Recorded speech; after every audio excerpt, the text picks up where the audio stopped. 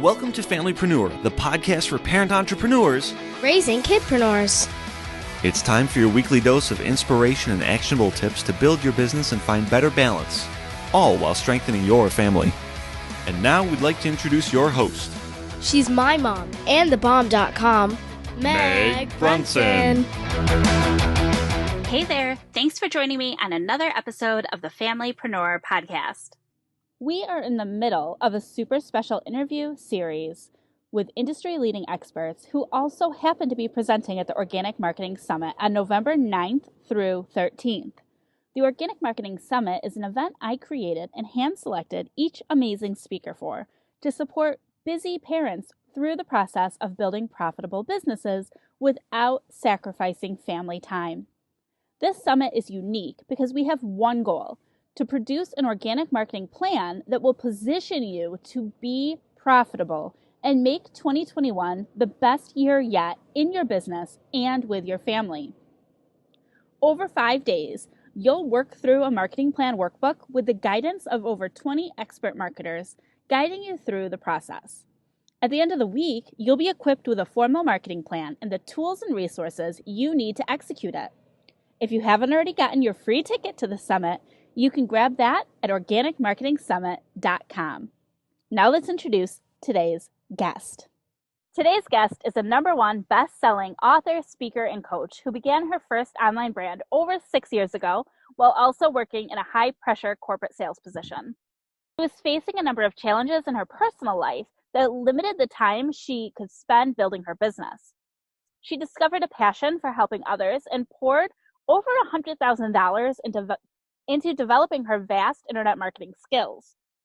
After over 5 years building online businesses, she realized the key to her online success was her ability to attract her dream customers, see their needs, and then provide solutions for them. Since then, she's appeared on numerous stages, spoken on countless podcasts, including Familypreneur, and is frequently invited to conduct exclusive trainings for top industry leaders. And I'm excited to both have her contributing to the Organic Marketing Summit in November and also to introduce you today to Chantelle Turner. Hey, thank you so much for joining me. Hey, thank you. I really appreciate being here. Well, it is your second time back. You also participated in the Become Influential Summit, which was back in June. So if anybody was around for that, they know that they're in for a treat and get to learn more from you this time. And in this interview, I'd love to start just with hearing your story about what made you fall in love with Facebook groups specifically. Yes, so it was totally an accident. It was not strategic or intentional. But I was, like you said, happily building a corporate career. My husband and I decided we wanted to start a family. I had a perfect pregnancy. And then during labor, my daughter actually had an in utero stroke. And it took 11 days in the NICU, all sorts of paperwork and social workers and just total craziness.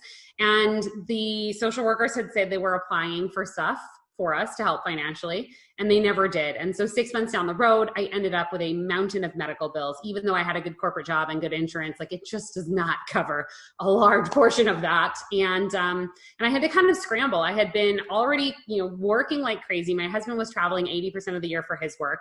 I was commuting 3 hours a day, taking my daughter to daycare, and then also trying to get her into all of her therapies and appointments and give her like the best opportunity to have the best life possible with these new challenges. And then getting hit with that financial burden was just tough. And I didn't know how, I had to find a way to earn some extra income without getting a third job because there was just we couldn't do that. And I turned to the internet. I was very fortunate to kind of figure some stuff out early on into how to help pay off our medical bills by, building a business on the internet. But one of the big things I wanted to do was connect with other parents who had children with special needs. I was an island. All of my mom friends, and I didn't even have that many mom friends, but all of my mom friends had neurotypical children. And they were very supportive and very kind to me, but they just didn't understand the challenges that I was going through. and I wanted to connect with other special needs parents. So I started joining Facebook groups for special needs parenting. And sadly, what I found was that inside those groups, a lot of people were negative. They were like, women are just vicious. I don't understand this need to like tear other women down. But that's what was happening inside these groups. There was very little support, and the admins weren't really helping. And so people would ask a question, and I knew the answer because I'd literally just finished doing the research on that thing. So I would come in and I would answer and I would help and I would support. And finally I thought, why am I in here helping somebody else build their crappy community when I can go build my own? And that's exactly what I did. I founded a brand called Stronger Mommy with the goal of helping other special needs parents get the resources, services, support, and community that they needed. And I started a Facebook group. I just started letting people know, like, hey, I'm a special needs parent. If you're also a special needs parent dealing with these challenges, let's get together. And in the droves, people came. I mean, I was a nobody in the special needs parenting space. Literally nobody had ever heard of me or even knew that I had a child with special needs, and people came. I went from 0 to 2,600 members, and it just exploded. And it really was out of just a passion of saying, we're going to do things differently. In my group, there was no negativity allowed. There was support only. If you saw a comment or a post that you didn't like, scroll past. And I think in the entire 4 years the group has been around, I've had to reprimand a total of 3 people. So I think it's pretty awesome. That is great. And you did end up monetizing that group eventually, right? Yeah, so we've done several different things in there. I have a course for those moms. In fact, I launched a book yesterday in that space, and it really became. I had people, other entrepreneurs, wanting to know how I had grown, monetized, and really just attracted those dream customers into that group. And that's when what I do now, which is helping other people build not just groups, but like attract their dream customer to them. Through organic marketing, which is why I love this summit. But it all stemmed from finding my passion, building a group around it, and then going, oh, what did I do that worked here? And now that's what I help people with. But is it different when you're working from like the opposite direction? So you started like with a passion project that you were then able to monetize. Is it different? I'm curious if you're starting with a business and you want to form a group around it. Yeah, it's way better actually if you start with the monetization in mind. So how people come in and the experience they receive early on tends to be where they stay. So it was hard to get those people to start to want to buy from me because they came with a free mindset, if that makes sense. And even though not all of them are freebie seekers, the group was not originally set up at I didn't have the intent of monetizing it. So it was hard to start to be like, hey, I have something. Hey, I have this value for you. Yes, some people immediately were like, of course, you've been so valuable to me. I want your thing. But it was harder. When you start your group with the intent of driving traffic, providing value, and then converting them into an offer right away within the first 5 to 10 days of the group being open, you're pre-training buyers. And so that group tends to be a group more of buyers in the end. Awesome. Well, that's good to know. I don't know what I expected, but I feel like that's a great answer, that I didn't know what to expect. And I think it's awesome. So tell me a little bit. I know Facebook's demographics are vast. They have a big, diverse, group of demographics. But if you could tell me a little bit maybe about the demographics of groups specifically and what businesses may be best suited to have a group on Facebook, or if there are businesses who might not be a good fit, whichever the easiest way to answer that question would be. Yeah, so I think that almost any business realistically could have a group, but the key to whether or not you should have a group is really thinking can I form a community of people around the thing that I do? So let's say you're an e-com and you sell specifically scented candles and you want to, have a group around your candles. You might say, okay, well, I am going to do candles around a Harry Potter theme. I happen to be a big Harry Potter fan, so we're going to go there, right? And you might have different colored candles for the different houses and different scents and different things. And you would have a group of people that love Harry Potter and also love candles. And now they all have these common goals, these common pain points, these common stories. And so your group is going to be active. And then you're going to talk about why your candles are so awesome and why they should buy your candles. And now you formed a tribe around that. So if you're in e-com, totally works like that. You just have to attack it from that point of view. If you're an information-based product, so for instance, I have a program that helps people grow their own groups. So I need to be strategic in figuring out what are the challenges that somebody who may or may not want to have a group is facing. How do I let people know that's what this group does? How do I collect all those right people into a group?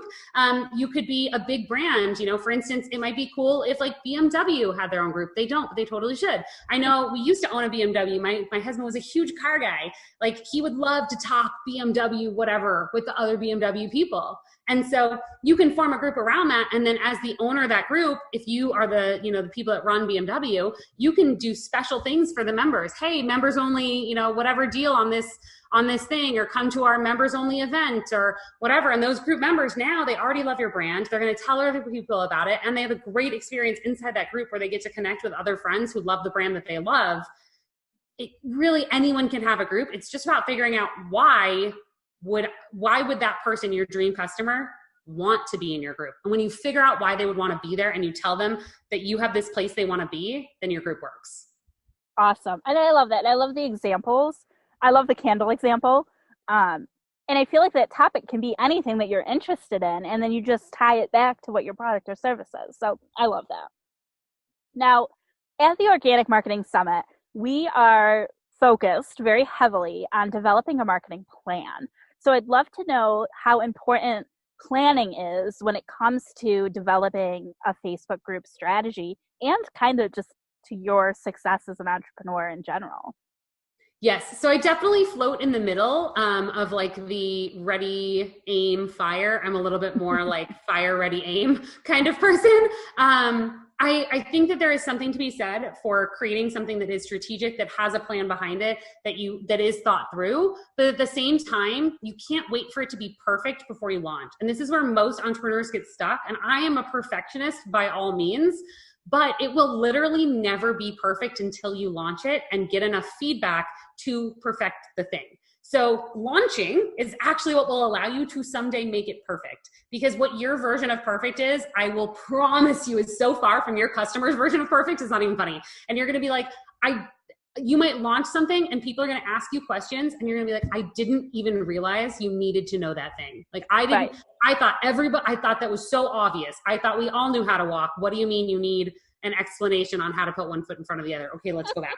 Like, it's crazy. But if you never launch, you'll never know that people need that thing. So I'm somewhere in the middle. And when I do a launch, I usually do, especially if we're doing it organically, it's very different if you're running ads, but when you do an organic launch, you have to find the sweet spot between like a short enough window where people don't feel like they've been stuck waiting and they forget about you, but a long enough window where your reach actually has a chance like to get somewhere. Have you guys ever noticed how you'll post something on Facebook and like 4 days later, all of a sudden people start liking it and you're like, I posted this 3 days ago. What? Like, or in your feed, right? It's a holiday and like 3 days after Thanksgiving is all the Thanksgiving posts. You're like, Yep.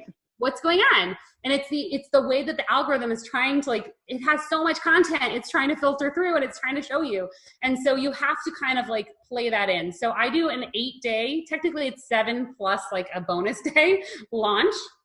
I almost always launch on a Monday because to people, things start on Mondays. And it seems weird because you'd be like, things start on any day of the week. But when's the best day to start a diet in most people's minds? Monday. Like, people start things on Monday because it's the start of the week. And Right. So they expect that something will happen on a Monday. And so the week before that, the prior Monday, is when I start posting. I usually spend a couple weeks ahead of that time crafting out all of my posts, all of my messaging. I get my group structured or my launch, whatever it is that I'm doing, my funnel, all that, it's already built. I spend all that time building it out. And then 1 week before anything opens, so before I actually start taking sales on my offer, before my group opens and I actually start letting people in, before a summit happens, all of that, I get people to start registering or joining the group or, pre-purchasing the thing a week in advance. And so during that full week, I'm posting every single day consistently about that thing, which means that whether you see it on Monday or you see it on Friday, it's okay because it's going to carry through. And if you happen to see it on Friday and then go back through my timeline, there's more content that's already there for you to kind of overview. So that's really the strategy behind it for me, but that week seems to be good, whether you're promoting a webinar or trying to get people into your group or to your offer. That time frame tends to be a good amount of time to get, usually organically, if you have a decent, like not even a big audience, you can get 50 to 100 people like jumping on your offer. Awesome. Yes. Now you have so much value to contribute, and you're sharing a ton about Facebook groups within the Organic Marketing Summit over the course of 1 week, which is happening in November 9th through the 13th. Attendees are going to build their 2021 marketing plan alongside over 20 industry-leading experts, just like you, Chantelle, who are invested in their success. Tickets are completely free, so anybody who doesn't have a ticket yet should immediately, right now, go to organicmarketingsummit.com and grab that free ticket. Just reserve it for free. You want to do it now before you forget, because I get it. We are parents. We are business owners. We are busy. And if you don't do it now, you might think you'll do it in 10 or 15 minutes. Something will happen. So go ahead, grab that free ticket so that you have it, so you don't miss anything. You're not going to want to miss these presentations. Chantelle, thank you so much for joining me today. And I can't wait to see you at the summit. Thank you so much for having me. And you guys have to get your tickets. Like, it is one of those things. Mark your calendar, get your ticket now. Meg's right. You'll forget. I'm so guilty of always doing that, but get your ticket. It's one of those things where you will probably look back if you don't do this and be like, I should have been there. Yes, for sure. Thank you, Chantelle. Thank you. Head over to organicmarketingsummit.com and grab your free ticket to the Organic Marketing Summit today. It's happening November 9th through 13th, and you definitely don't want to miss it. Bye for now. Do us a favor. Share this podcast to a friend. It's like my mom always says, sharing is caring.